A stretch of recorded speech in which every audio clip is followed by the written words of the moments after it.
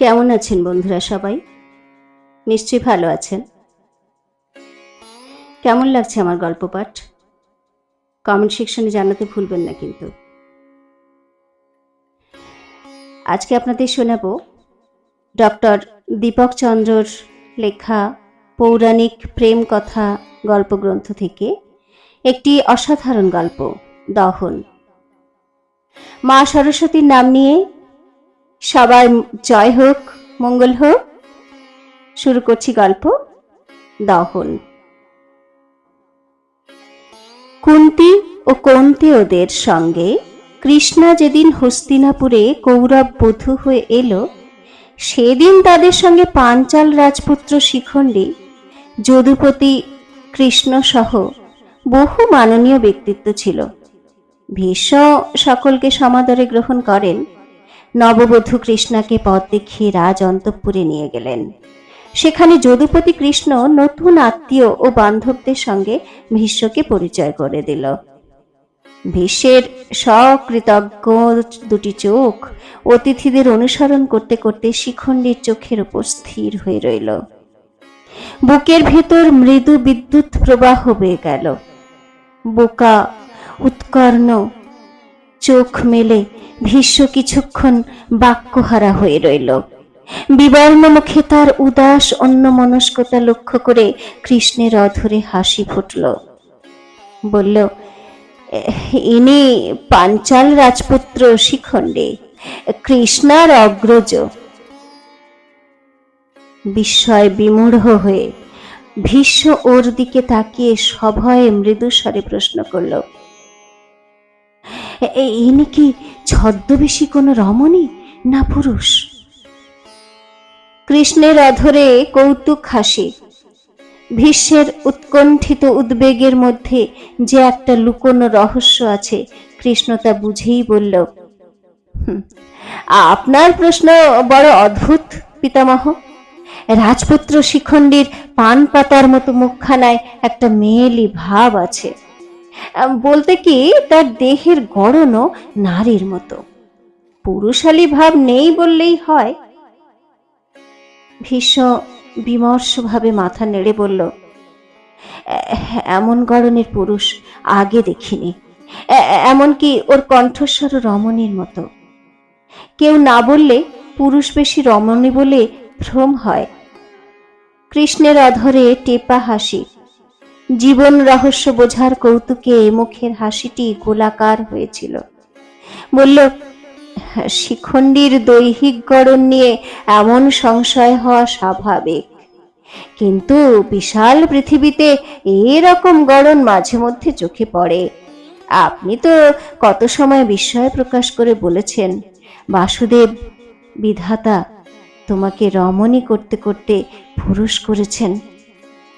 তোমার মধ্যে আমি অর্ধ নারীশ্বরকে দেখি। ভীষ্ম একটু গম্ভীর হয়ে বলল, তাই বলি বুঝি?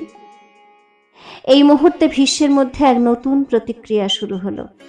শরীরের মধ্যে যন্ত্রণার মতো কি যেন পাকাতে লাগলো।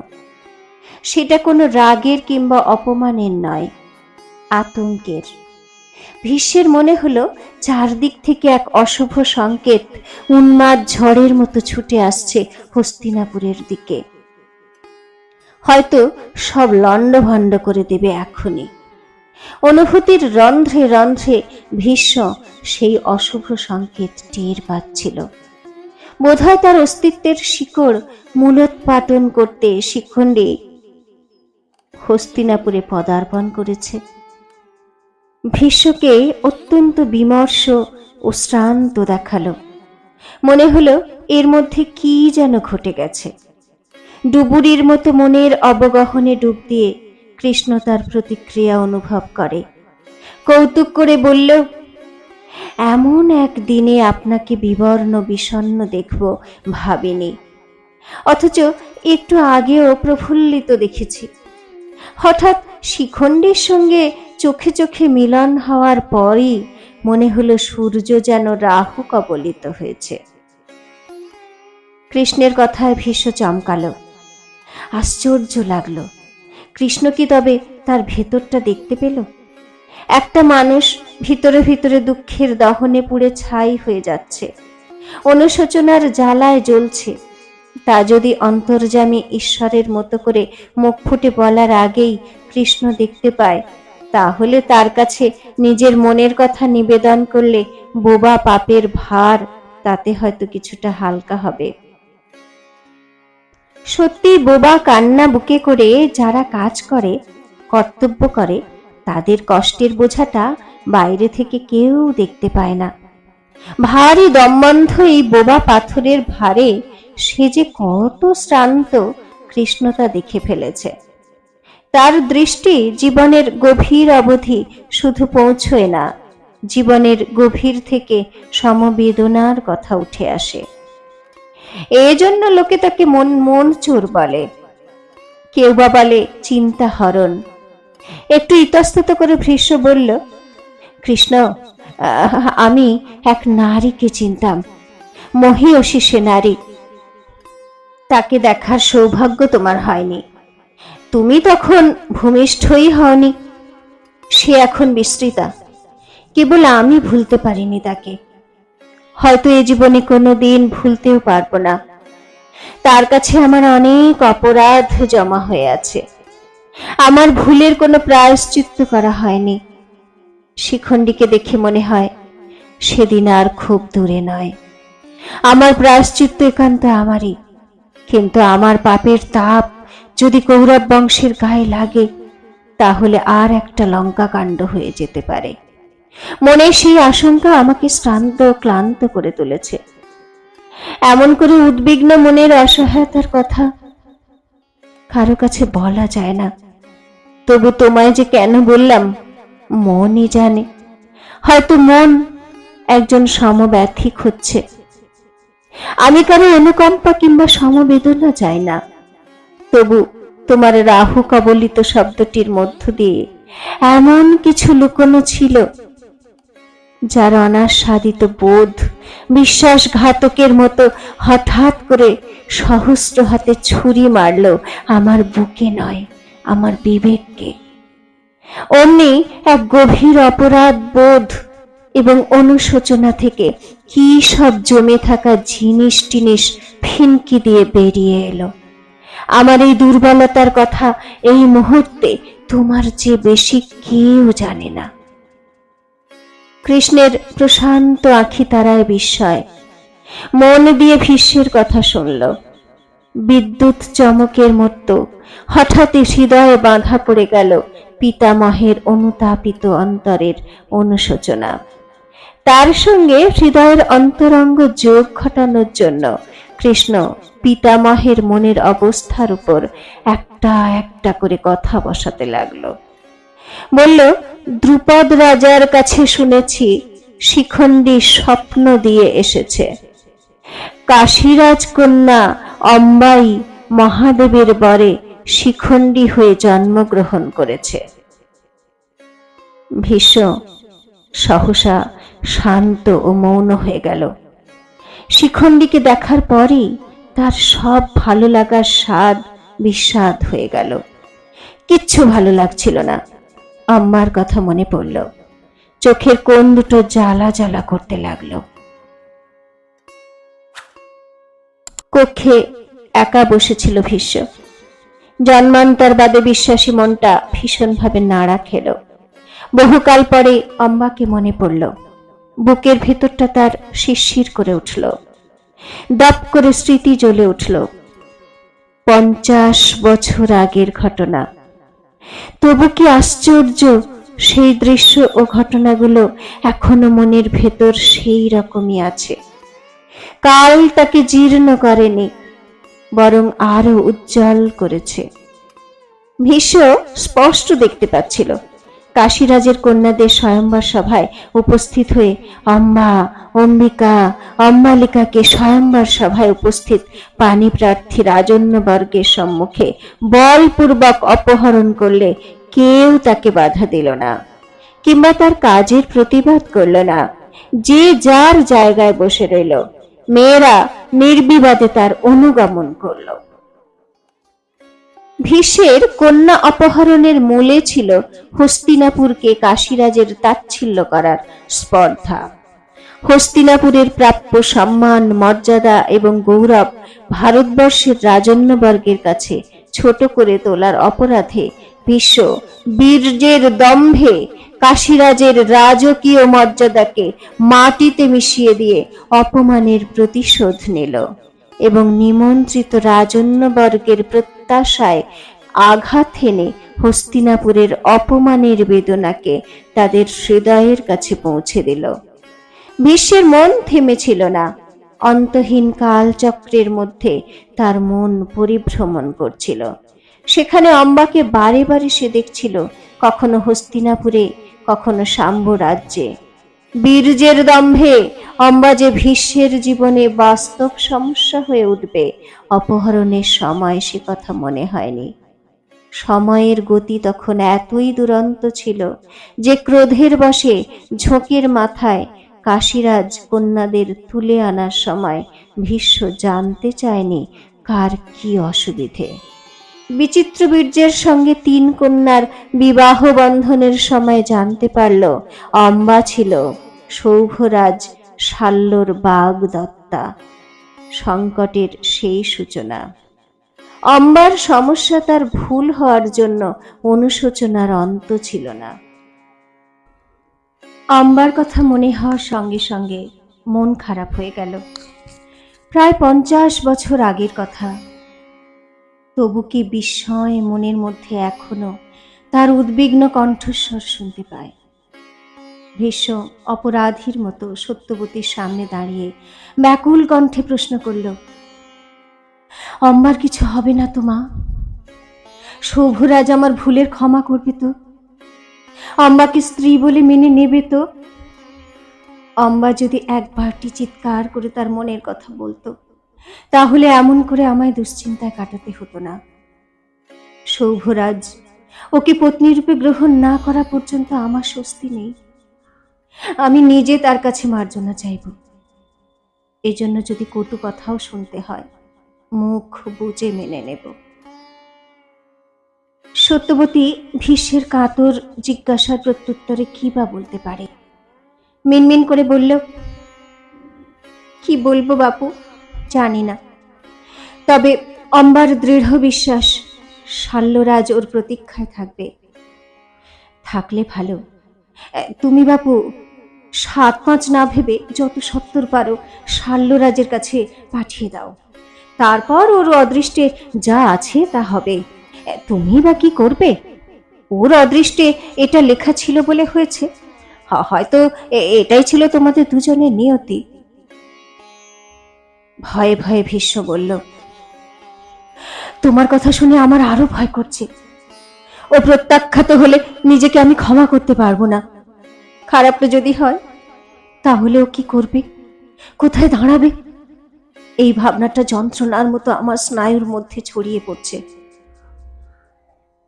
সত্যবতী ভীষ্মকে আশ্বস্ত করার জন্য বলল, অত ভেবে কোনো লাভ নেই। ওর অদৃষ্টই এখানে নিয়ে এসেছে। তুমি নিজে অম্বার সঙ্গে গেলে ব্যাপারটা গুরুত্ব পাবে। সামনাসামনি কথা হলে ভুল বোঝাবুঝিটা হয়তো থাকবে না। তাকে বুঝিয়ে বলবে, সর্বাগ্রে তোমার অপরাধ স্বীকার করবে। যা হয়েছে তার জন্য দুঃখ প্রকাশ করবে। অম্বার জন্য নয়, তোমার ভুলের প্রায়শ্চিত্তের জন্য এটুকু তোমায় করতে হবে। বহু প্রত্যাশা নিয়ে শাল্যের রাজ্যে পৌঁছল, কিন্তু অপমান নিয়ে ফিরল তারা। সেজন্য ভীষ্মের কোনো দুঃখ ছিল না। অম্বার বিশ্বাস ও প্রত্যাশা ভঙ্গ হওয়ার নিদারুণ কষ্ট তাকে বিঁধল। যে মানুষটাকে নিয়ে গর্ব করে ভীষ্মকে কটূক্তি অপমান করেছিল, সেই মানুষটা ভীষ্মের মহত্ব মহানুভবতার তুলনায় কত ক্ষুদ্র, দিনহীন ভাবতেও অম্বার লজ্জা করছিল। ভীষণ গভীর অপমানে সে পাথর হয়ে গিয়েছিল। শুধু একটা জেদের জন্য ভীষ্মকে শাল্যের কাছে সে ছোট করে দিল। শাল্যর ব্যবহারে কুপিত হয়ে অম্বার লজ্জা করছিল। গভীর অপমানে সে পাথর হয়ে গেছিল। শুধু একটা জেদের জন্য ভীষ্মকে শাল্যের কাছে সে ছোট করে দিল। শাল্যর ব্যবহারে কুপিত হয়ে অম্বা বলল, সবাই জানে আপনার বাগদত্তা আমি, তবু ভীষ্মের দস্যুপনা থেকে বাগদত্তাকে উদ্ধার করা কিংবা হেনস্থা থেকে বাঁচানোর কোনো পৌরুষ আপনি দেখাননি। সাহস হয়নি তার সামনে রুখে দাঁড়ানোর।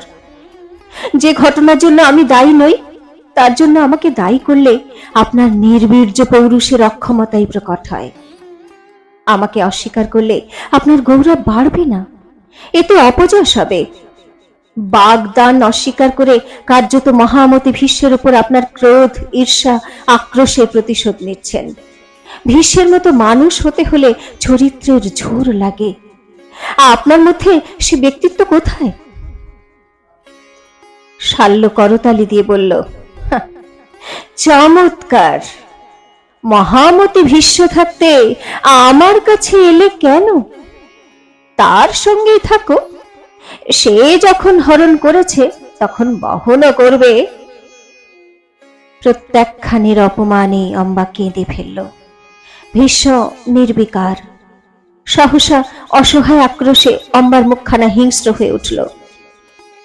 বলল, কার কাছে থাকবো না থাকবো সে কথা আপনাকে বলে দিতে হবে না। একটা ভীরু কাপুরুষ অমানুষকে কি মোহে যে বাগদান করেছিলাম ভাবতেও ঘেন্না হচ্ছে। আপনি ভীষ্মের পায়ের নখে যোগ্য নন।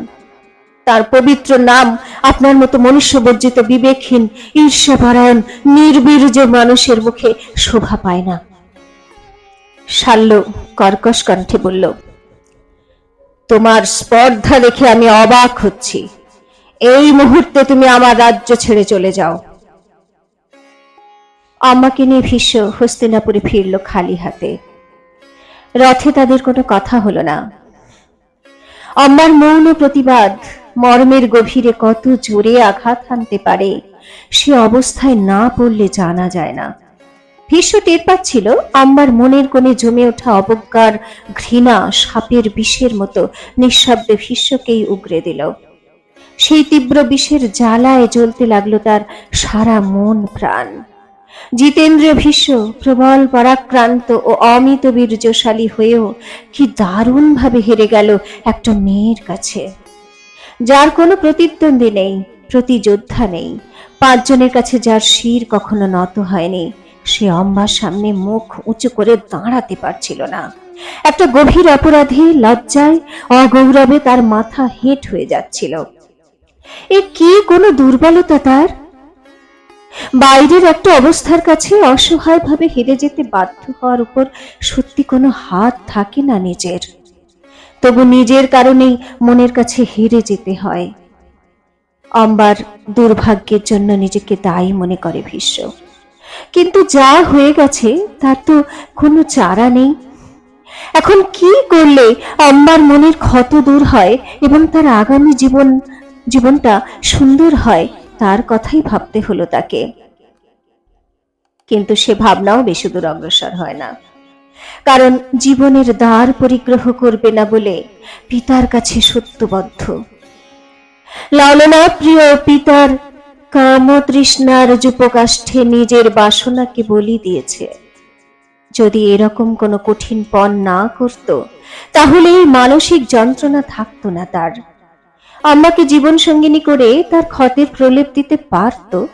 জীবন সঙ্গিনীর কথাটা মনে হতেই তার শরীর শিহরিত হলো। এই অনুভূতি তার প্রথম। ভীষ্মের রাগ হলো নিজের উপর। ইচ্ছে করেই এই আদর্শের উন্মাদনায় নিজের চরম ক্ষতি করেছে। তাই নিজের দেবার ঘর শূন্য তার। ভালোবাসতেও তার ভয়।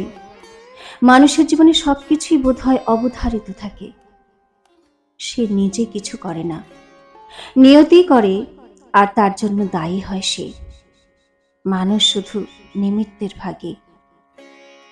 রথে বসে বাইরে চলমান প্রকৃতির রূপ রঙের ওপর চোখ রেখে নিজের মতো করে ভাবছিল ভীষ্ম। এইসব কথা এত গভীর করে অনুভব করার সময় আগে হয়নি। অম্বাই তাকে সত্তার মুখোমুখি করল এবং তার নিজের অবস্থানকে চিনিয়ে দিল। বনপথের গাছপালা ধুলো মাটির সাথে মিলেমিশে তার ভেতর এক আশ্চর্য গন্ধ ছড়াতে লাগলো।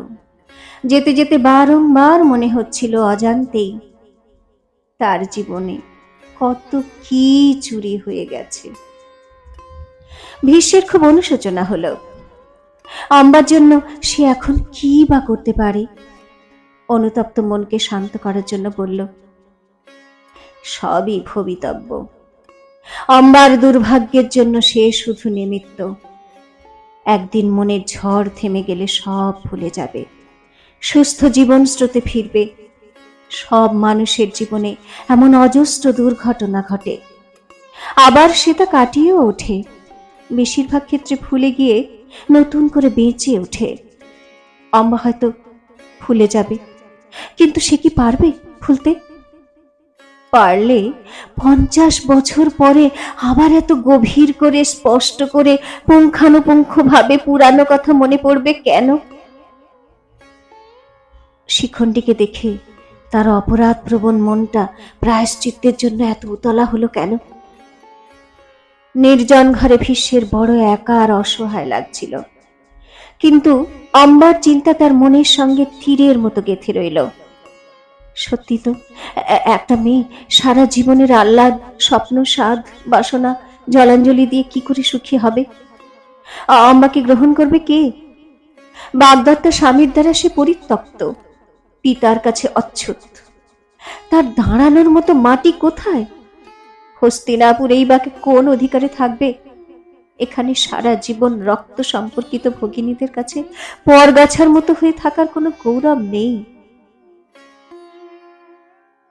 অম্বা এই পৃথিবীতে তার মতোই একা। সুতরাং সে বা কি দিতে পারে তাকে? দিনে রাতে সে শুধু ওই মুখখানার দিকে তাকিয়ে অনুতাপ, অনুশোচনা করতে পারে। ভীষ্মকে কিছুই বলতে হয়নি। অম্বা তার দীর্ঘক্ষণের নীরবতা ভঙ্গ করে বলল, কারো কাছে আমার অভিযোগ নেই। আমি ঈশ্বরের ভুলের শিকার। তিনি হয়তো বড় কিছু করতে চাইছেন আমাকে দিয়ে। আপনার হঠকারিতা এবং আমার জেদের ভুলে যে পরিস্থিতি উদ্ভব হলো, তাকে বোঝার ক্ষমতা নেই বলে ভাবি ঈশ্বর নির্দয়, নিষ্ঠুর, পরম করুণাময় আমাদের ভালো চান বলেই আপনার হাতে আমার অদৃষ্টকে সঁপেছেন। আমার সম্মান, গৌরব, মর্যাদা এখন আপনার দয়া করুণার উপর ঝুলে আছে। প্রত্যুত্তরে ভীষ্ম কোনো কথা বলল না। কেমন একটা থম ধরা বিষণ্ণতা নিয়ে চুপ করে রইল। বসন্তের পড়ন্ত রোদের মায়াবী আলো পড়ে বন প্রকৃতি অপরূপ দেখাচ্ছিল। ভীষ্মের সব ভাবনা সত্যবতীকে ঘিরে পাক খাচ্ছিল। অম্বার ফেরার ব্যাপারটা জননী মোটেই হালকা ভাবে নেবেন না। তার ব্রহ্মচর্য পালনের অঙ্গীকার সত্যবতী আগেও ভাঙতে চেয়েছিলেন, কিন্তু সফল হননি। এবারে অবস্থা সম্পূর্ণ অন্যরকম। তাই জননীর কথা ভেবে আশঙ্কায় তার বুক কাঁপছিল। 50 বছর আগের ঘটনা হলে কি হবে? এখনো সেদিনকার সব কথা মনের ভিতর ঘুরতে লাগলো একটা দীর্ঘশ্বাস পাক দিয়ে। মনের কষ্টের সঙ্গে শরীরের অব্যক্ত যন্ত্রণাও যোগ হলো। আশ্চর্যের কথা, 50 বছর পরেও সত্তার একটা অংশ যৌবন বয়সের অনুভূতিতে, অভিজ্ঞতায় স্থির হয়ে দাঁড়িয়ে আছে। সেই শরীর মন নিয়ে কিন্তু অম্বার স্মৃতি আছে। তার পুনর্জন্ম সত্তা শিখণ্ডীও আছে। কেবল কালের দুই তীরে সে স্থির দাঁড়িয়ে। সত্যবতীর অভিযোগ, অনুযোগ, তিরস্কার, ভৎসনা, আদেশ, নির্দেশ সবই কানে আসছিল। সবকিছুর মধ্যে সে নিশ্চল পাথরের মূর্তির মতো দাঁড়িয়েছিল। কোনো বাক্যই তাকে স্পর্শ করল না। ব্যর্থতায়, হতাশায় সত্যবতী যখন অসহায়ের মতো কেঁদে ফেলল, তখন ভীষ্ম বলল, মা গো, মা, যে যা বলে বলুক, কেবল তুমি জেনে শুনে আমাকে অঙ্গীকার ভঙ্গ করতে বলো না। পিতার কাছে আমি মিথ্যেবাদী হতে পারবো না। তাতে যদি তোমার অভিশাপ মাথা পেতে নিতে হয় তাও নেব, কিন্তু অঙ্গীকার ভঙ্গ করতে পারবো না। আমার দোষের প্রায়শ্চিত্ত করতে যদি আগুনে ঝাঁপ দিতে হয় তাও করব। সত্যবতীর রাগ হলো ভীষণ। বলল, অম্বার দুর্ভাগ্য কার সৃষ্টি? তোমার অহংকারের জন্য অম্বার দুর্ভাগ্য। পিতার প্রতিশ্রুতি পালনের অজুহাত তো তোমার দৃঢ়তার অহংকার। অহংকারের কারাগারে তুমি বন্দী। তোমার জন্য আম্বা অপমানে অনুশোচনায় যদি প্রাণ বিসর্জন দেয়, তোমার অহংকারকে তা স্পর্শ করবে না। তুমি বিবেকহীন, পাষণ্ড। আমি আবার বলছি, অম্বাকে বিয়ে করে অহংকারের অভিশাপ থেকে মুক্ত হও। ভীষ্ম বলল, এই জীবনে তা হওয়ার নয়। তাহলে অম্বার জীবনকে নষ্ট করলে কেন? সে তোমার কাছে কি দোষ করেছিল? তোমার প্রতিশ্রুতির দাম অম্বা দেবে কেন? যে জীবন তোমার হাতে নষ্ট হলো তাকে রক্ষা করা তোমার ধর্ম। যে ধর্ম তুমি রক্ষা করতে শেখনি, সে ধর্মকে হরণ করতে পারো না। অম্বাকে বিয়ে করে তুমি মঙ্গলময় ঈশ্বরের ইচ্ছে পূরণ করো। মা, এ আমার এবং অম্বার নিয়তি। অম্বা তোমাকে ভালোবাসে, নিয়তিও চায় তুমি অম্বার ভর্তা হও। এক ত্রিশঙ্কু অবস্থার মধ্যে এ জীবনটা কাটাতে হবে জানি। অতীতের স্মৃতি, ভবিষ্যতের উৎকণ্ঠা আর বর্তমানের যন্ত্রণা নিয়ে আমার এ জীবনটা কাটাতে হবে। ভীষ্মের হৃদয় মথিত অনুশোচনার ভয়ঙ্কর চেহারা সত্যবতীকে আকুল করল। বলল, তোমার যা প্রতিশ্রুতি তা তোমার পিতার কাছে নয়, আমার পালক পিতা দাসরাজের কাছে। তোমার পিতার তাতে কোনো সম্মতি ছিল না। এই প্রতিশ্রুতি তোমার একার। নিজেকে দাম্পত্য সুখ থেকে বঞ্চিত করে পিতাকে শাস্তি দিয়েছ। তোমার অঙ্গীকারের ভুল ব্যাখ্যা করে নিজেকে ঠকাচ্ছ। দাসরাজ তোমাকে বিয়ে করতে নিষেধ করেনি। তার শর্ত ছিল তোমার সন্তান হস্তিনাপুরের রাজ সিংহাসনের উত্তরাধিকারিত্ব গ্রহণ করবে না। তুমি একটু বেশি প্রতিজ্ঞা করে বসলে, বেনির সঙ্গে মাথাটা দিলে। অনেক হয়েছে। এবার অম্বাকে বিয়ে করে নিজের অঙ্গীকারের ভুল ব্যাখ্যা সংশোধন করো। এতে তোমার প্রতিশ্রুতি ভঙ্গ হবে না, অম্বারও জীবন নষ্ট হবে না। না না, তা হয় না মা, তা হয় না। পিতার ওপর মনে আক্রোশ মেটাতে একজন অসহায় নারীর জীবন নিয়ে ছেলে খেলা করার কোনো অধিকার তোমার নেই। তোমার ভুলের প্রায়শ্চিত্ত তুমি ছাড়া করবে কে? ভীষ্ম তর্ক না করে অপরাধীর মতো মাথা হেঁট করে ঘর থেকে চলে গেল। কিন্তু মনে শান্তি পেল না। অম্বাকে দুর্ভাগ্যের মধ্যে ঠেলে দেওয়ার জন্য আত্মগ্লানিতে তার মনটা বিপর্যস্ত হয়েছিল। তাই কতদিন সে শান্তভাবে কিছু ভাবতে পারেনি। বুকের ভেতর সেই থেকে এক গভীর যন্ত্রণার সূত্রপাত। শিখণ্ডীকে দেখা থেকেই তার মুখের রং বদলে গেল। অকস্মাৎ উদাস ও অন্যমনস্ক হয়ে গেল সে। মুহূর্তে তার উৎফুল্ল ভাবটা কেমন একটা থম ধরা বিষণ্ণতায় পরিণত হলো। কোনো কিছুর ওপর মানুষের হাত নেই। তবু শিখণ্ডীর পূর্বজন্মের কথা বলে কৃষ্ণ তার মনটা খারাপ করে দিল। কোনো প্রয়োজন ছিল না, তবু তার অতিরিক্ত কৌতূহল মেটাতে এবং কোনো একজনের জাগ্রত স্মৃতিতে তার ভারাক্রান্ত মনের সংশয়ের উপশম করতেই কৃষ্ণ চতুর হেসে বলেছিল, শিখণ্ডী পূর্বজন্মে ছিল নারী। নারী হওয়ার জন্যই অনেক অপমান অসম্মান ভোগ করতে হয়েছিল তাকে। নিজের উপর অভিমান নিয়ে আত্মগ্লানের জ্বালায় অতিষ্ঠ হয়ে অগ্নিতে আত্মাহুতি দিয়ে জীবনের সব জ্বালা জুড়িয়েছিল। তাই এ জন্মে পুরুষ হয়ে জন্মেছে পূর্বজন্মের অপমানের প্রতিশোধ নিতে। এই কথাগুলো বলে কৃষ্ণ তার উৎকণ্ঠা ও দুশ্চিন্তাকে প্রবল করল। একেই বলে নিয়তি। ভীষ্মের সঙ্গে সারা জীবন সে শত্রুতা করেছে, তাকে কখনো শান্তিতে থাকতে দেয়নি। অনেক অতৃপ্তি, অনেক অপূর্ণতার যন্ত্রণার বোঝা পিঠে করে সে চলেছে। যত দিন যাচ্ছে এই অতৃপ্তি তাকে কুরে কুরে খায়। ভারাক্রান্ত মন নিয়ে ভীষ্ম নিশ্চল হয়ে ঘরে বসে রইল। অম্বার স্মৃতিটা ভীষ্মকে কোনো দিন শান্তিতে থাকতে দেয় না। একটু একা থাকলেই মন জুড়ে অশান্তির ঝড় ওঠে। শিখণ্ডীকে দেখার পর থেকে সেই ঝড় উত্তাল হলো। তাকে শেষ না করে এই ঝড় থামবে না। কেন থামে না? প্রশ্নটা ভীষ্ম নিজেকে করল। বুকের গভীর থেকে উঠে আসা দীর্ঘশ্বাসের সঙ্গে স্খলিত হলো অভিশাপ। মস্তিষ্কের কোষে কোষে চেতনার গভীরে ছড়িয়ে গেল কথাটা। বোধহয় অম্বার অভিশাপেই তার জীবনটা তছনছ হয়ে যাবে। দ্রৌপদী শিখণ্ডীকে মনে হলো অম্বার দ্বৈত সত্তা। অম্বার অভিশাপের মূর্তি ধরে এসেছে তার শান্তি নষ্ট করতে। একলা থাকলে এসব কথায় চিন্তায় মন আবিষ্ট হয়। নিরুচ্চারে কত সময়ে কতবার বলেছে, অম্বা, আমাকে ক্ষমা করে দাও, তোমার অভিশাপ ফিরিয়ে নাও। আমাকে কষ্ট দিলে কি তোমার খুব সুখ হয়? বিশ্বাস করো, আমি একটুও সুখে নেই। শাস্তি যা পাওয়ার তা আমি নিজেকে দিয়েছি। নিজের মনস্তাপে আমি ক্লান্ত, বড় একা, ভীষণ নিঃসঙ্গ। আমার হাহাকার করা দীর্ঘশ্বাসের ভাষা তুমি কি শুনতে পাও না?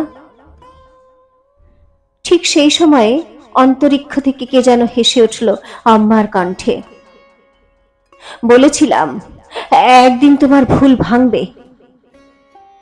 সেদিন সেদিন আমার জন্য তোমাকে কাঁদতে হবে।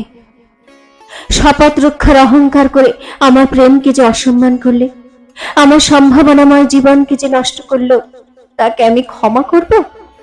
তুমি বলো, ক্ষমা করা যায়? কেউ সে কথা ভুলে? আমি আমি চাই প্রতিশোধ। আমি চাই প্রতিশোধ।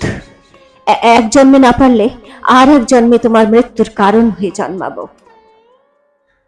কেমন একটা ঘোর লাগা আচ্ছন্নের মধ্যে ভীষ্ম সহসা আত্মকণ্ঠে অম্বা করে উঠল।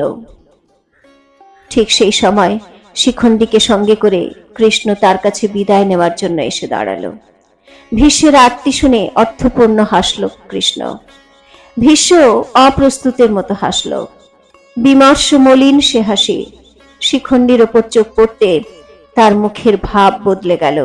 এক নিষ্ঠুর ভাষাহীন যন্ত্রণায় তার মুখখানা নীল হয়ে গেল।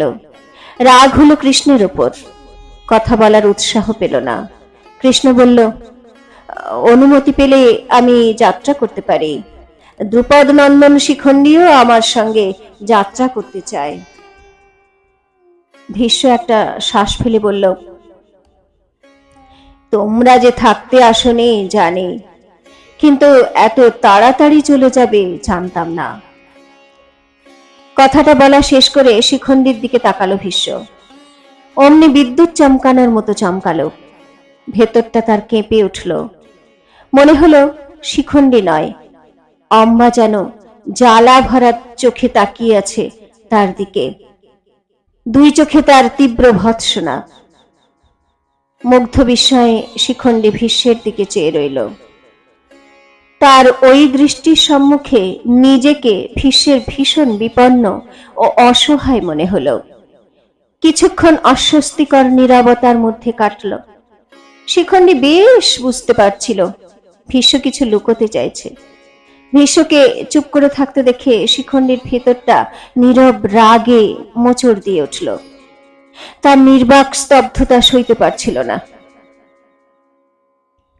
কি এক অজ্ঞাত জ্বালায় দু চোখ তার ধক ধক করে জ্বলছিল। বিরক্তিটা চেপে রেখে বলল, আমরা বসবো না, যেতে তো হবেই। আপনার মন ভালো নেই, কথা বলতে ইচ্ছে করছে না। অহেতু আপনার মনের চাপ বাড়াবো না, বরং বিশ্রাম নিন। ভীষ্মের মনে হলো শিখণ্ডী নিঃশব্দে তার প্রতি যে অভিযোগ করল, সে হলো অম্বার। চোখের সামনে অম্বার মুখ, অম্বার চোখ ভেসে উঠল। 50 বছর আগের অম্বার কথাগুলো তার কানের ভেতর ঝংকৃত হতে লাগলো। আমার চাওয়ায় যদি কোনো ফাঁকি না থাকে, তাহলে এই চাওয়াটাই তোমার জীবনে বঞ্চনার অভিশাপ হয়ে ফিরে আসবে। কোনো কিছুর জন্য দায়ী না হয়েও তুমি অপরাধী হবে নিজের কাছে এবং অন্যের কাছে। কারো ক্ষমা তুমি পাবে না, সবাই তোমাকে দুষবে। এমনকি তোমার বিবেকও অহরহ তোমাকে যাতনা দেবে। আমার স্মৃতি তোমাকে তাড়া করে বেড়াবে, তুমি চাইলেও পারবে না আমাকে এড়াতে। সেই তোমার শাস্তি। আমার জীবন যেমন তুমি ব্যর্থ করে দিলে, তেমনি অম্বা নামটা তোমার সুখ শান্তি সব হরণ করে নেবে। ব্যর্থতার জ্বালা কি দুঃসহ, অপমান কত ভয়ঙ্কর তুমি টের পাবে। তোমাকে সান্ত্বনা দেবার মানুষ থাকবে না। বুকে হাহাকার অনুতাপ নিয়ে তুমি এ পৃথিবী থেকে বিদায় নেবে। শুনে রাখো, জন্মান্তর বলে যদি কিছু থাকে, তাহলে আমি পুনরায় জন্ম নেব অপমানের প্রতিশোধ নিতে। এক লহমায় বিদ্যুৎ চমকের মতো এত সব কথা মনে পড়ল ভীষ্মের। কয়েক মুহূর্তের অভিভূত আচ্ছন্নতার ঘোর কাটিয়ে ভীষ্ম অবাক চোখে দেখল শিখণ্ডীকে। অদ্ভুত একটা অনুভূতি হলো। ভীষ্ম সহসা নিজের অজ্ঞাতে এক আবেগ অনুভব করল। বলল, আজ তুমি যাচ্ছ যাও, কিন্তু আমি তোমার প্রতীক্ষায় থাকব। কেন যেন মনে হচ্ছে আমার সব শান্তি তোমার হাতে। এ পৃথিবীতে আর কেউ নয়, তুমিই আমাকে তৃপ্তি দিতে পারো। এরকম একটা অদ্ভুত বিষণ্ণ উক্তি শুনে শিখণ্ডী চমকালো। বুকের ভেতর কেমন উথলে ওঠার ভাব হলো। বলল, আপনার সে আনন্দে শরিক হতে পারাও ভাগ্য। হঠাৎ এমন কথা আপনার যে কেন মনে হলো কে জানে। কৃষ্ণ ওদের দিকে তাকিয়ে হাসল। অন্তর্দ্বন্দ্বের সংঘাতে ভীষ্ম শোবার ঘর থেকে বাইরের বারান্দায় এসে দাঁড়ালো নিজের অজান্তে। এখানে কোনো দেওয়াল নেই, 3 দিক মুক্ত এবং খোলা। ঝিরঝিরে হাওয়ায় চুলগুলো সব এলোমেলো হয়ে গেল। নিজেকে তার বেশ মুক্ত এবং স্বচ্ছন্দ লাগছিল। মস্তিষ্কের অভ্যন্তর এই মুহূর্তে একেবারে শূন্য এবং চিন্তাহীন।